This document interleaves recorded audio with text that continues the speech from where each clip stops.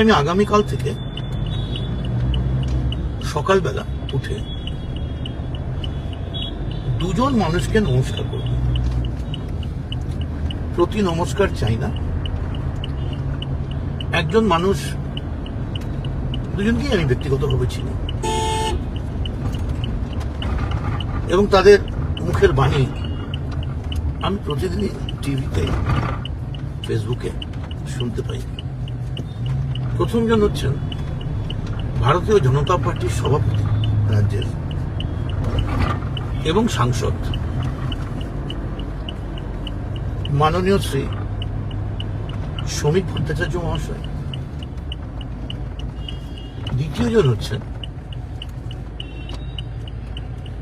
মাননীয় বাংলার মুখ্যমন্ত্রী শ্রী শুভেন্দু অধিকারী মহাশয়।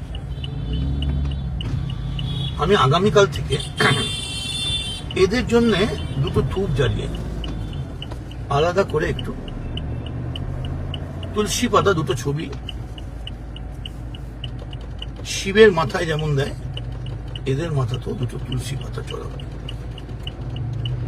আমি জানি আমার কথা যারা শুনছেন, প্রথম তারা ভাবছেন লোকটা পাগল হয়ে গেছে, দ্বিতীয় তারা ভাবছেন এও বোধহয় এই নাম লেখাতে চলেছে নবান্নে, কেউ ভাবছেন কথা শুরু হয়ে গেছে বিজেপির সঙ্গে। আমি আপনাদের নিশ্চিন্ত করে বলি, নিশ্চিন্ত থাকুন, আমি শুধু এই দুজনের পুজো করবো, আর কিছু করবো না। কারণ এই মুহূর্তে সারা পৃথিবীতে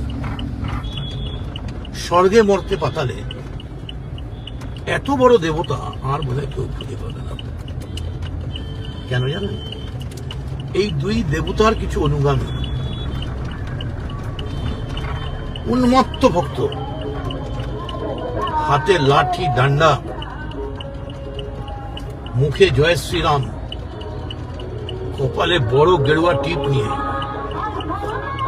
আজকে সকালবেলা তারা গিয়েছিলেন